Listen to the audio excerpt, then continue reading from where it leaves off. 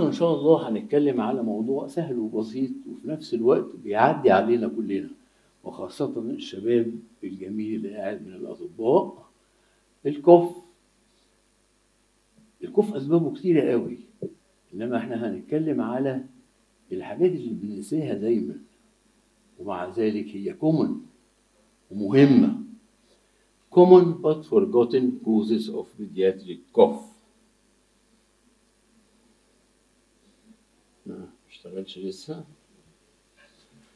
Cough is one of the most common complaint.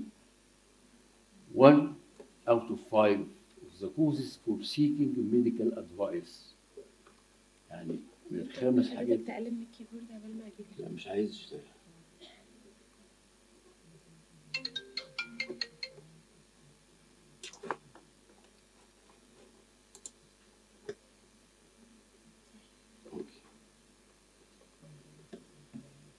يعني it is one of the top 5 causes of doctor visit each year.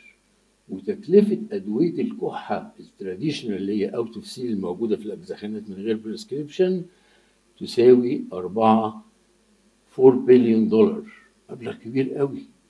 إذا الكحة كومن والكوست والبردن بتاعها هيفي، وفي نفس الوقت في جزء كبير قوي احنا للاسف بننساه.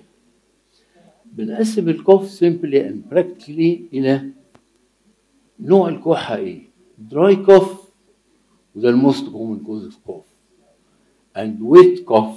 ويت يعني في سكريشن، احيانا الام ما بتعرفش تعبر عن السكريشن فبتقول لك لا الكحه ناشفه، بينما انت سامع صوت شيست بنسميه تشيستي كوف، والطفل يا اما بيبلع يا اما بيرجع يا اما بيعدي مع الستول السكريشن. او بيتقسم according للديوريشن الى acute subacute and chronic. في تقسيمه انجليزي وفي تقسيمه امريكاني. الامريكان اجريسيف اكتر فبيعتبروا الكحه كرونيك لو عدى 4 أسابيع. يعني طفل بيكح لمده شهر it's a chronic cough، بينما البريتش كلاسيفيكيشن بتقول 8 أسابيع.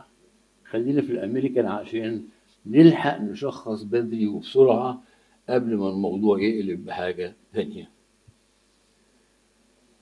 ده جدول بيتكلم على الكومن كوز اوف كوف في الادلت اند تشيلدرن. هنسيبنا من الادلت. الكومنست كوز اوف كوف هو انفكشن، كومن كوز ستريت انفكشن زي ما الدكتور نادر قال.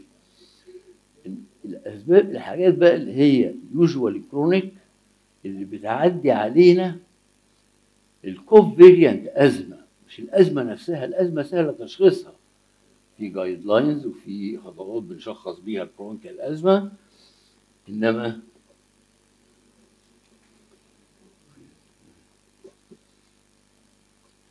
دي كوف فيريانت ازمه with بكتيريال برونكايتس وكرونيك راينوساينوسايتس. فدي تقسيمة الكوف الادلت والتشيلدرن. خلينا في التشيلدرن. في نون سبيسيفيك كوف وفي سبيسيفيك كوف.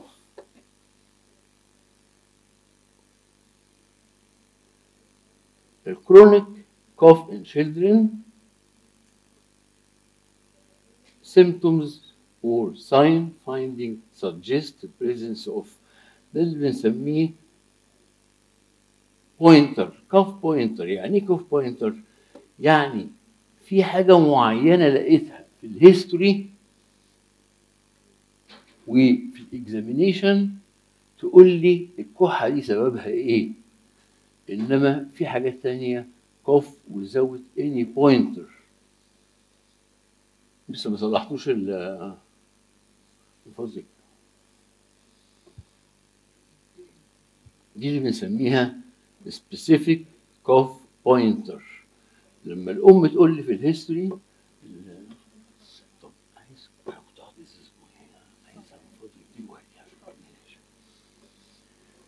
فدي يا جماعه اللي هي specific cough pointer، يبقى حاجه لا في الهيستوري لا في الاكزامينيشن بتقول لي ان الكحه دي سببها المرض ده، دي اسمها بوينتر. اذا هاخد هيستوري كويس، هعمل اكزامينيشن كويس، وفي الاخر هقول التشخيص كذا.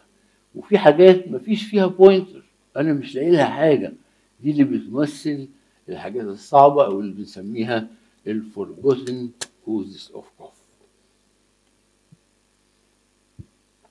هذه البوينتر اللي بتقول، يعني هنقول دلوقتي اكزامبل ليها، يبقى بتبقى باينه في الهيستوري في الاكزامينيشن. برودكتيف كوف، قمت لك بيطلع بلغم كتير قوي. الحاجات تطلع بلغم كتير قوي مش كتير، يتعدوا على الصوابع. عنده هيموبسيس، في ويز، فكر بقى في انفكشن او في ازمه، في ديسنيا، في ريكارنت نيمونيا، كل دي ريكارنت شوكينج، افكر في جلد على طول. يبقى دي اسوشيتد سيمتوم.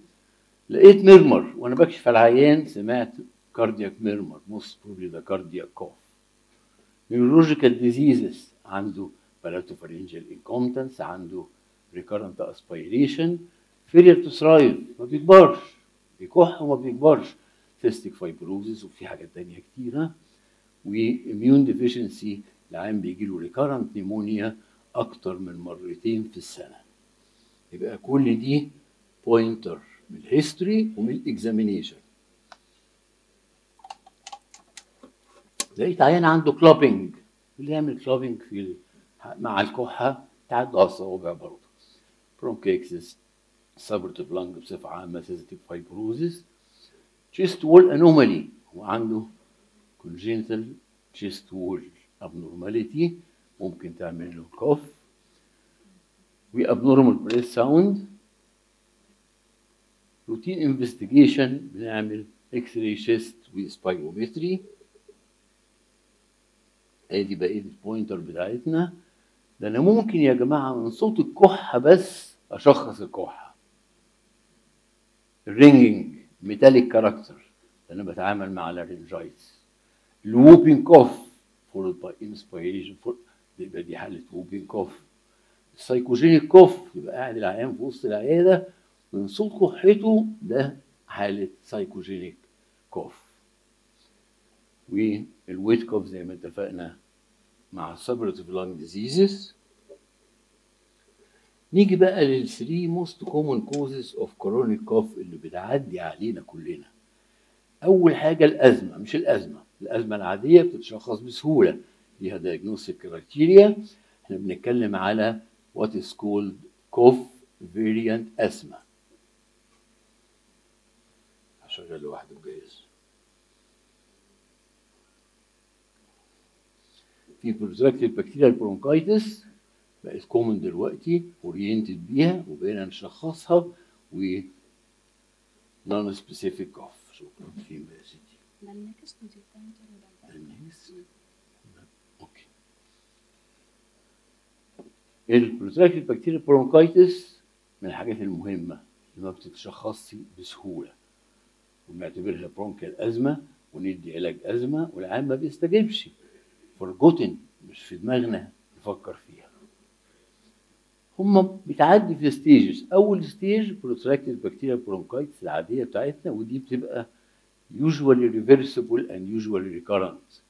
نخش في ستيج اشد شويه، chronic subacute lung disease، وبعدين نخش في برونكيكسس. وانس وصلنا مرحله البرونكيكسس it's an irreversible disease، والعيان ده مش هيتصلح بعد كده. عشان كده تتشخص بدري وتتعالج بدري، وهنقول دلوقتي العلاج. طب ايه الكرايتيريا فور دايجنوزس؟ اول حاجه في نيوتروفيليا، برونكالفولار لافاج، نيوتروفيليك انفلاميشن، elevated interleukin 1 بيتا وانترلوكين 8، اندوبرونكال انفكشن with specific organism معروفين، ستريبتوكوكاي، الهيموفيلس، والموركسيلا كاثيراليس. طب نشخصها ازاي بقى عشان نبقى عارفين وما ننساهاش، ما تبقاش forgotten؟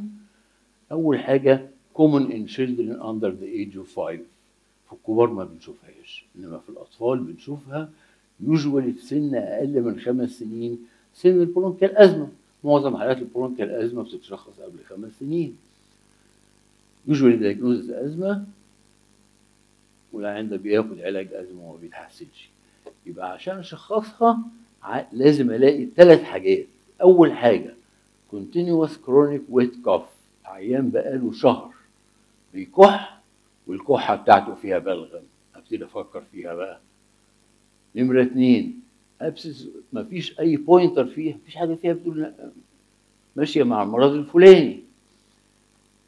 اخر حاجه resolving after antibiotic usually amoxicillin clavulanic acid for 2 to 4 weeks. يبقى دي من فضلكم افتكروها، لان زي ما شفنا بتبتدي كده وتنتهي ببرونكايكسيس which is irreversible. اي طفل يكح 4 شهور 4 اسابيع فما فوق وكحته فيها بلغم لازم نفتكر البروتراكتد بكتيريال برونكايتس. والعلاج بتاعنا هو الدراج اوف تشويس هو الاموكسيسيلين كلافيولانيك دوز، بندي الدوز العاديه مش الدوز العاليه اللي بنديها في حاجات تانيه، وده احسن من الماكروليد بصفه عامه. ادي دي كانت ستادي بتقارن بين بلاسيبو واموكسيسيلين كلافيولانيك وبان التحسن على العيان. طيب هل العيان ده محتاج اعمل له برونكوسكوب ولا ما اعملش؟ معانا الاستاذ الدكتور نادر يعني ذا بيست وان فور برونكوسكوبي. امتى افكر؟ لو الفيتشرز اتيبيكال مش ماشي قوي برضه معايا، يعني محتار بينها وبين حاجات تانية. suspicion of foreign body، الام قالت لي في foreign body وبعدها ابتدى يتعب وكان قبلها كويس، وفي finding الاكس راي failure to response للانتيبيوتيك ثيرابي، دول انديكيشن ابعت العيان فور برونكوسكوبي. في نون سبيسيفيك كف ومش لاقي له سبب، doesn't have an identifiable cause، usually dry cough ومفيش بوينتر معاه، ده بنسميه نون سبيسيفيك ما بنفكرش فيه مع انه كومون. يعني بص دي ستادي في 2019 بتتكلم عن etiological analysis of non-specific chronic cough in children under the age of 5. إذا الحاجات المهمة ملوش specific pointer و non-specific. طيب نيجي نشوف بقى أكتر حاجة بتقابلنا في البراكتس بتاعتنا. أول حاجة الكوف فيريانت أزمة، upper airway cough syndrome اللي محدش بيفكر فيه، وكوف أفتر انفكشن اللي بنسميها بوست انفكتيف هايبر رياكتيفيتي. نمسك واحد واحد. ايه الكوف فيريانت ازمه؟ اولا فيري كومن. كوف از ذا اونلي مانيفستيشن اوف ازمه، لا بيزيق ولا عنده شيست ديسنيا ولا عنده شيست، يعني كل مشكلته بيكح بس. The cough usually as the cough of asthma nocturnal exertional، يقوم تقول لك كويس ينزل يتدرب يتعب، يجي بالليل ينام يتعب، اسمع صدره مفيش ويز مفيش حاجه خالص.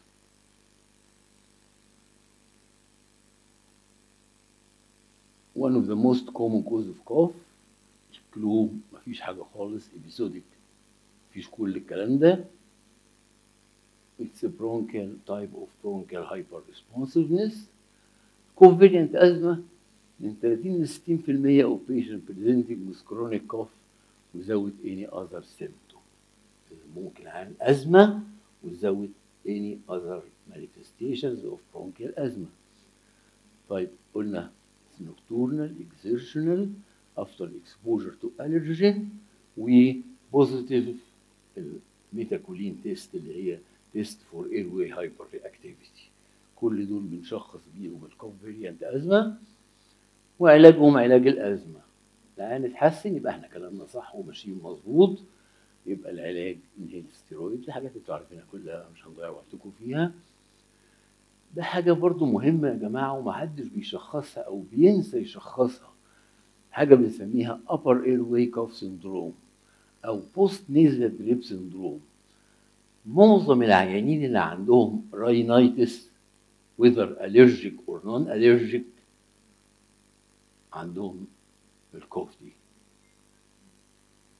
معظمهم بتبقى allergic نسبة الالرجيك رينايتس في مصر كام في المية في الأطفال؟ فوق 30 35%، وده ستادي اتعملت، ودي نفس الأرقام اللي موجودة بره في العالم كله. إذا دي حاجة مهمة. طفل عنده الرجيك رينايتس عنده بوست نيزل للشر طول ما هو قاعد عمال بيكح، وكمان معاه بيشن، يعني بقى انا قاعد احنا بناخد الهيستوري دي خلاص دي شخصنا. اللي بيحصل ايه؟ زي ما مناخيره سايبه من قدام مناخيره سايبه من ورا، في بوست نيزل للشارج بتعمل اريتيشن وبتكححه وتزود اني بوينتر، مفيش حاجه معينه تقول لا ده العيان ده عنده كذا. نيجي نشوف دلوقتي دي the second most common cause of coronary cough infection. second most common cause مهم قوي. معاش حاجه ثانيه زي ما اتفقنا، الهيستوري عنده الرجيك راينايتس وات ايفر الرجيك اور نون الرجيك، الاكزامينيشن مفيش حاجه سبيسيفيك. ممكن واحنا بنشوف زوره نلاقي دريبلينج اوف بوست نيزل ديشارج، او نلاقي الكابل ستون ابيرنس ديو تو كرونيك اريتيشن، سكيشن عماله تنزل، احيانا يبقى فيها انفكشن احيانا ما فيش فيها انفكشن. بص الصوره كده اهي، دي البوست نيزل ديشارج ودي الكابل ستون ابيرنس ويز كونجيشن. لو شفت الاثنين دول يبقى العيان بتاعنا عنده الرجيك رينايتس، يبقى لو بيكح اعالج الابر ايرواي سندروم. زي ما اتفقنا الماجورتي ديو تو الرجيك رينايتس او اي رينايتس بصفه عامه. علاجها هعالج لو محتاج انتي بايوتيك، انتي هيستامين، نيزل ستيرويد هي الكورنر ستون اوف مانجمنت اوف الرجيك رينايتس، وبتستخدم دلوقتي FDA after the age of 1 year بعض انواعهم. طيب نيجي نشوف بقى الابروتش بتاعنا عشان نسهل الدنيا شويه على حضراتكم. اول حاجه لقيت سبيسيفيك كوف بوينتر، لقيت حاجه معينه، لقيت كلابينج، شيست ديفورميتي، ميرمر، في حاجه معينه، امشي في السكه دي بقى، ابتدي اعمل انفستيجيشن دايجنوستيك تيست، ابتدي ادي سبيسيفيك تريتمنت والعيان بيتحسن. طب ما فيش اي بوينتر، طب الكحه بتاعته ويت اور دراي؟ لو ويت احنا قلنا الاسباب ايه؟ بروتراك بكتيريا برونكايتس هي الكومونست، وبعالجه واشوف الفولو اب بتاعه. معظمهم بيتحسن بعد 4 أسابيع، يعني بعد شهر، نادرا لما تحتاج شهرين علاج. وبعد كده لو هي دراي هفكر في الازمه وخاصه الكوف فيريانت ازمه. فده كانت ايه يعني حاجه ايه نفتكر اسباب الكحه لانها كتيره قوي، انما في حاجات مش في بالنا. يعني ايه علاقه المناخير بالكحه؟ بالعكس العلاقه دي قويه جدا، دي بيسموها United Airway Disease combination between nasal allergy and asthma. طيب خلاص احنا اتكلمنا على الالجوريزم ده وعرفنا ازاي نشخص ونعالج وندي ثيرابيوتيك.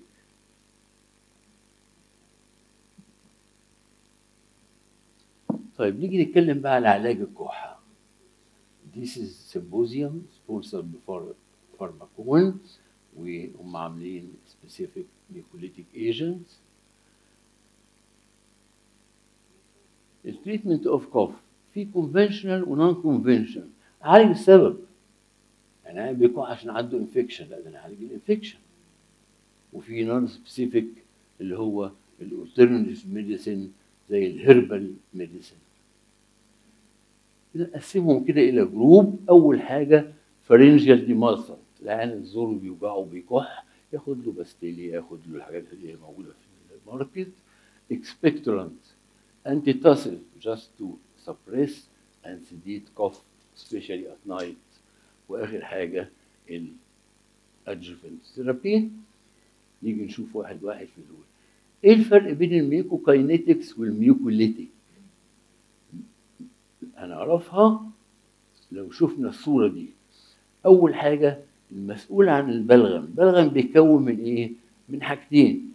أول حاجة secretion of the mucus gland اللي هي دي، معلش البوينتر مش أعتقد مش شغال البوينتر دي، يبقى ده الجزء اللي بيكون لي حاجه اسمها سول لاير، طبقه كبيره ليز فيزيد وموجوده، والجوبلت سيلز اللي فوق دي بتعمل لي الجيل لاير. يبقى السبيوتم بيتكون من سوبرفيشال جيل لاير عشان تستيك للبارتكلز، والسول لاير تسمح بالميوكوسيلياري كليرنس to clear the airway from infection or foreign bodies whatsoever. طيب دي بتعمل سكريشن اسمها سول، ودي جيل. لو رجعنا للسلايد دي كده، وغالبا مش هيرجع البوينتر، نيجي نتكلم على one of the important mucolytic drug which facilitate the expulsion of the sputum to clear the airway and to prevent secondary bacterial infection، الاسيتايل سيستين. ده الستراكشر بتاعه. فارماكون منزله specific type of ميكوليتيك اسمه فلوماسيل. عباره عن ايه؟ عباره عن امبولات، الامبوله فيها 300 مللي جرام في 3 سم، وهنقول بيستخدم ازاي دلوقتي. لان اسيتايل سيستين بيشتغل بديفرنت ميكانيزم. اول حاجه دايركت انتي اوكسيدانت، نمره 1 تو بروتكت ذا اير واي. نمره 2 دي انتي انفلاماتوري فانكشن، بيشتغل على بيبقى ميكوليتيك عن طريق ان هو بيكسر الدايسلفايد بوند الموجوده في الميوكس، فبالتالي بيخليه ليس فيزيد ايزلي تو بي اكسبيلد، سهله قوي مع علاج طبيعي، مع بركشن، مع كحه البلغم بيطلع. يبقى ده الميكانيزم اوف اكشن اوف ان اسيتايل كولين از ميوكوليتيك اللي هو الفلوميسول. بيستخدم في حاجات كتير قوي في الاطفال. بصوا يا جماعه، اول حاجه دي ستادي كانت معموله عن طريق الاندوتراكيال ان اسيتايل سيستين فور اتليكسس في النيوتال نيمونيا، وكان في اكس راي نيمونيا بعد السكريشن دي ما طلعت فردت اللنج والانفكشن راحت. في برضه دي ستادي بتتكلم عن نوبيلايزد ان اسيتايل سيستين فور مانجمنت اوف بلاستيك برونكايتس، ودي ستادي بتتكلم عن استخدامه في الاكيوت برونكيولايتس. عارفين برونكيولايتس من الحاجات اللي ما فيهاش افكتيف ميديكيشن، كلها ترايل، كلها سيمتوماتيك، انما استخدم. ودي ستادي بتتكلم عن استخدامه في ان اسيتايل سيستين فور مانجمنت اوف اكيوت برونكيولايتس ان انفانسي. دي انذر ستادي في الفارماسيوتيكال ان اسيتايل سيستين والرول كلينيكال سيستيك فايبروزيس. هو بيلعب دور مهم جدا في السيستيك فايبروزيس، واصبح من الكورنر ستون ميديكيشن فور مانجمنت اوف سيستيك فايبروزيس. واعتقد الاستاذ الدكتوره ساميه نصر برضه اتكلمت على الكلام ده باستفاضه. ادي يبقى نشوف الميكانيزم في السيستيك فايبروزيس. احنا اتكلمنا عن الميكانيزم في حاجه بصفه عامه، انتي اوكسيدنت، انتي انفلاماتوري. يبقى اول حاجه ليه انتي بايوفيلم اكتيفيتي. مشكله السيستيك فايبروزيس الانفكشن. الانفكشن ما بتبتديش من الاول، لا، بتبتدي حاجه اسمها بايوفيلم فورميشن، وبعدها يبتدي يحصل كولونايزيشن، وبعدها يبتدي يحصل انفيجن. ده اول حاجه ليه انتي بايوفيلم اكتيفيتي، انتي انفلاماتوري اكتيفيتي، ليه انتي اوكسيدانت بروتكتيف تو ذا اير واي، وفي ميكوليتيك اكتيفيتي. يبقى دي الميكانيزم في حالات السيستيك فايبروزيس، وادي البينفيت اوف انهيليشن. طيب نستخدمه انجكشن ولا اورال ولا انهيليشن؟ ممكن يستخدم بجميع الطرق، انما افضل طريقه استخدامه عن طريق النوبيلايزيشن سوليوشن. الامبولات دي بحطها على النوبيلايزر وبديها زي ما اتفقنا، بتقلل من الفيسكوسيتي اوف ذا سكريشن، بتخليه سهل قوي تو بي اكسبيل عن طريق الدستركشن اوف بايسلفايد بوند.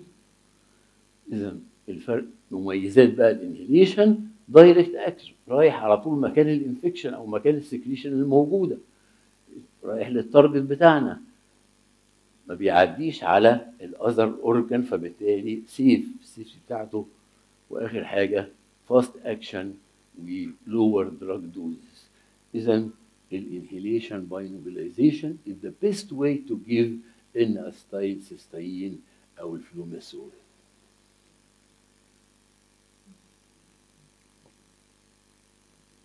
دي بتجمع الانديكيشن في استخدام الN-acetyl cysteine. اول حاجه في حالات البرونكايتس العاديه انفيزيما، اتليكسيس، برونكايتس، سيستيك فايبروزيس. يستخدم ايفن في اللارنجايتس والساينوسايتس والفرنجايتس. بيستخدم بوست اوبرتيف، العين بوست اوبرتيف بيحصل له اوبستيزيس وسكريشن، ممكن تقلب نيمونيا، فبيستخدم بوست سيرجري. وفي البيدياتريك طب في البرونكايتس والاذر كوزز. اذا الN-acetyl cysteine is an important drug for management of visit secretion to facilitate expectoration and clearance of the airway. Please don't forget the forgotten cough. Cough variant asthma, cough without any other symptoms. Don't forget upper airway disease. Postnasal discharge, patient with rhinitis. If we treat rhinitis properly, the cough will disappear. Non-specific cough is important. And lastly, thank you very much.